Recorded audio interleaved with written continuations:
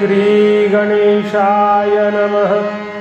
सुखे ओळंबा दावी गोहान, माझे दुःख नेना पहान, आवडीचा मारिला वेडा, होय होय कैसा म्हणे भिडा, अखंड मज पोटाची व्यथा, दूध भात साखर तूप पथ्या, दो प्रहरा मज लहरी येती, शुद्ध नाही पडे सुपत्ती, नीजने खाली घाली फुले, जवळीन साहती मुले, अंगी चंदन लाविते भाळे, सदा शूळ माझे कपाळी, निपट मजन चले अन्न, पायली गहू सांजातीन, गेले वारी तुम्ही आणली साखर, 7 दिवस गेली 10.5 शेर, हाड गळोन आले मास, माझे दुःख तुम्हाने नवे कैसे, तुका म्हणे जिता गाढव केला,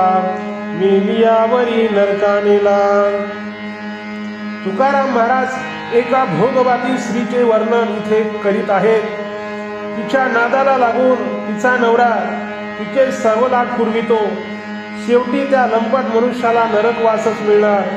म्हणून अशा संसारी लोकांची तुकाराम महाराजांनी या अभंगात निंदा केली आहे।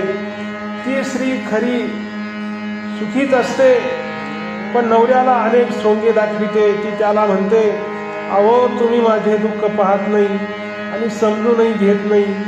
तिचा पती तिच्या आवडीने वेडा झाल्यामुळे तिच्या प्रत्येक गोष्टीला होय होय म्हणतो। ती म्हणते, अहो मला पोटाची केवढी व्यथा आहे, पोटदुखी आहे, ती थांबतच नाही। पथ्याला दूध तूप साखर घालून भात खायला लागतो। दुपारी मला पित्ताच्या लहरी येतात, चक्कर येते, मी बेशुद्ध पडते।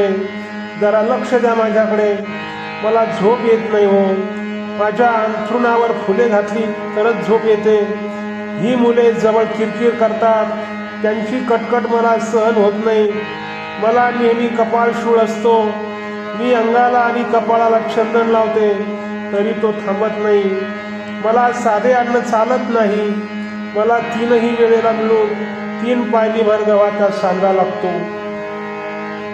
आठवड्यापूर्वी तुम्ही साखर आणलीत ना, 10.5 शेर होती, पण ती 7 दिवस पुरली। माझी हाडे कमी झाली आणि मांस वाढले, केवढे माझे दुःख, तुम्हाला हे कसे कळत नाही।